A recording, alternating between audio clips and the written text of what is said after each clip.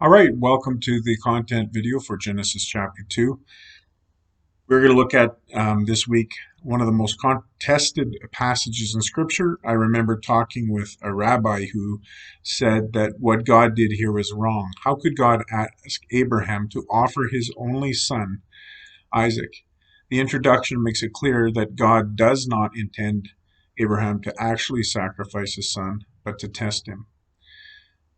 The account is very direct and detailed and tells us nothing of Abraham's feelings concerning what God has asked him to do, only that he wasted no time in doing it.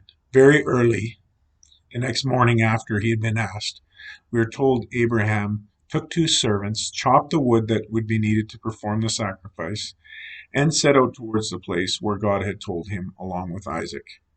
On the third day, significant, when they got close to the place of sacrifice, he told the servants to wait while he and the boy went and performed the sacrifice. Isaac carried the wood, and Abraham carried the knife and the fire.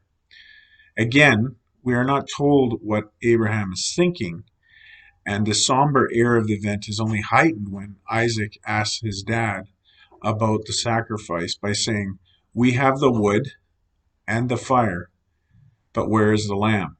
The depth of this moment is hard to overstate. Abraham responds that the Lord himself will provide a lamb. The drama of the moment testifies with the account of Abraham preparing the wood for the fire, binding Isaac, and reaching out for the knife. At this moment, the Lord calls out to Abraham. Abraham answers and says, "Here I am." God tells him not to lay a hand on the boy. God acknowledges that Abraham does indeed fear the Lord because he would not even withhold his own son from God. He makes the point that Isaac is Abraham's only son. This is not actually the case, as he already has had Ishmael and will have more from other women in the future, but Isaac is the only son of the promise. The promise is to Abraham and his wife Sarah, born in a supernatural way, not the firstborn, but the chosen one as defined by God. The provision of the Lord initially is the ram trapped in the thicket, but ultimately he will do what he asked Abraham to do and offer his one and only son, Jesus Christ. Once again, in verses 15 to 19, after the sacrifices have been made and before they return to the servants, God renews the promise given to Abraham. You will have many descendants, you will take over the land, and all the nations of the world will be blessed through them.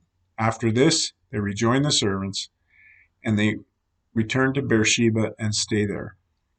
And finally, in verses 20 to 24, after this, we are told of Abraham's brother, who has had children of his own. As with a number of other genealogies, there are 12 names listed. This prepares for the next part of the story, in which Abraham will get a wife for Isaac. That's the content for this week's Bible study. Hope to see many of you there.